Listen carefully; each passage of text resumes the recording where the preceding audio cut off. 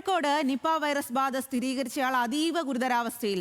ഫറോക്ക് സ്വദേശിയായ 43-കാരൻ Kozhikode medical college ആശുപത്രിയിൽ ചികിത്സയിൽ തുടരുകയാണ്. വീണ്ടും നിപ സ്ഥിരീകരിച്ച പശ്ചാത്തലത്തിൽ ആരോഗ്യവകുപ്പ് അതീവ ജാഗ്രതാ നിർദ്ദേശം പുറപ്പെടുവിച്ചു. ആരോഗ്യമന്ത്രിയുടെ നേതൃത്വത്തിൽ തിരുവനന്തപുരത്തും ജില്ലാ കളക്ടറുടെ നേതൃത്വത്തിൽ കോഴിക്കോടും യോഗം ചേരും.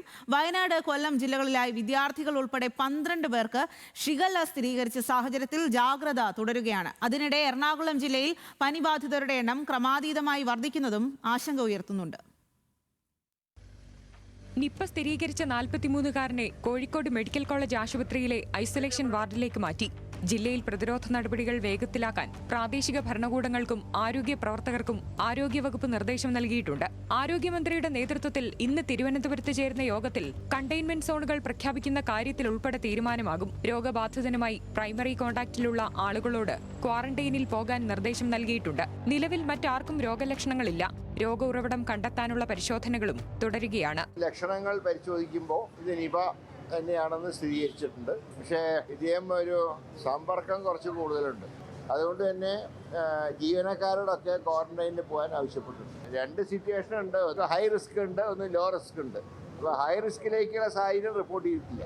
കഴിഞ്ഞ ദിവസം കോഴിക്കോട് മെഡിക്കൽ കോളേജ് ആശുപത്രിയിൽ നടത്തിയ പ്രാഥമിക പരിശോധനയിലാണ് രോഗം സ്ഥിരീകരിച്ചത്. പൂനെ വൈറോളജി ഇൻസ്റ്റിറ്റ്യൂട്ടിൽ നിന്നുള്ള പരിശോധനാ ഫലം ഇന്ന് പുറത്തുവരും. ഇതിനിടെ കൊല്ലം ജില്ലയിലും ഷിഗല്ല രോഗം സ്ഥിരീകരിച്ചു.